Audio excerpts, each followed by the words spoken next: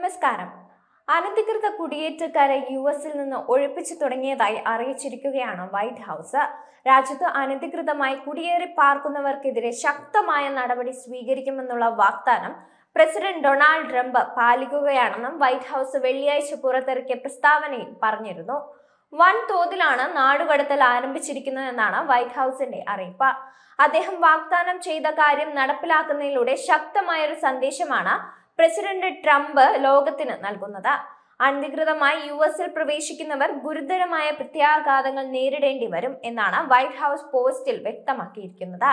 വലിയ തോതിലുള്ള ഒഴിപ്പിക്കൽ നടപടികൾ സ്വീകരിച്ചതായി നേരത്തെ white house press secretary Karoline Leavitt പ്രഖ്യാപിച്ചിരുന്നു. ഭീകരവാദിയെന്ന് സംശയിക്കുന്ന ഒരാൾ ഉൾപ്പെടെ 538 അനധികൃത കുടിയേറ്റ കുറ്റവാളികൾ, യൂട്ടായിലെ സാമൂഹിക വിരുദ്ധ സംഘമായ ട്രെൻഡി അരാഗ്വയിലെ 4 അംഗങ്ങൾ, കുട്ടികൾക്കെതിരെയുള്ള ലൈംഗിക കുറ്റകൃത്യങ്ങളിലെ പ്രതികൾ തുടങ്ങിയവരെ അറസ്റ്റ് ചെയ്തതായും ലെവിറ്റ് അറിയിച്ചിരുന്നു.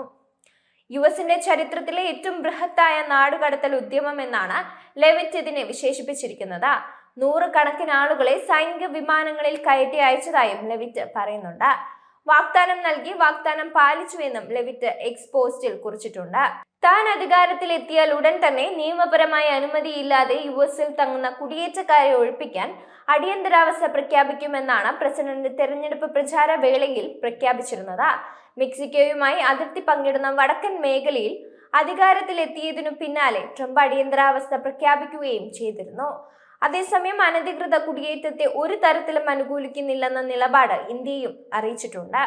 യുഎസിലോ മറ്റേതെങ്കിലും രാജ്യത്തോ അനധികൃതമായി താമസിച്ചു വരുന്ന ഇന്ത്യക്കാരെ രാജ്യത്ത് തിരികെ എത്തിക്കാനുള്ള സംവിധാനങ്ങൾ ഒരുക്കുമെന്ന് വിദേശകാര്യ മന്ത്രാലയം അറിയിച്ചിട്ടുണ്ട്.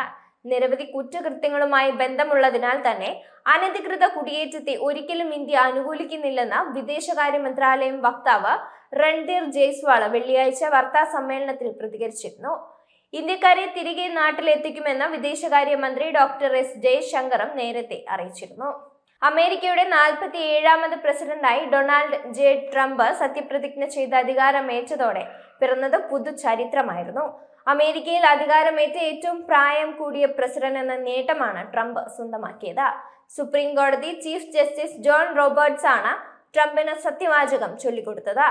അമേരിക്കയുടെ സുവർണകാലം ആരംഭിക്കുകയാണെന്നും താൻ എപ്പോഴും അമേരിക്കയെ ഒന്നാമതെത്തിക്കുമെന്നും യുഎസ് പ്രസിഡന്റ് ട്രംപ് ക്യാപിറ്റലിൽ നടത്തിയ പ്രസംഗത്തിൽ പറഞ്ഞിട്ടുണ്ട്. നമ്മൾ പഴയതുപോലെ മഹത്തായ രാഷ്ട്രമായി മാറും. ലോകം മുഴുവനും നമ്മളോട് അസൂയപ്പെടും. എല്ലാ അമേരിക്കക്കാർക്കും ഞാൻ ഉറപ്പു നൽകുന്നു, ഞാൻ എപ്പോഴും അമേരിക്കയെ ഒന്നാമതെത്തിക്കുമെന്നും അധികാരം ഏറ്റെടുത്തതിനു ശേഷം ട്രംപ് നടത്തിയ പ്രസംഗത്തിൽ പറഞ്ഞിരുന്നു.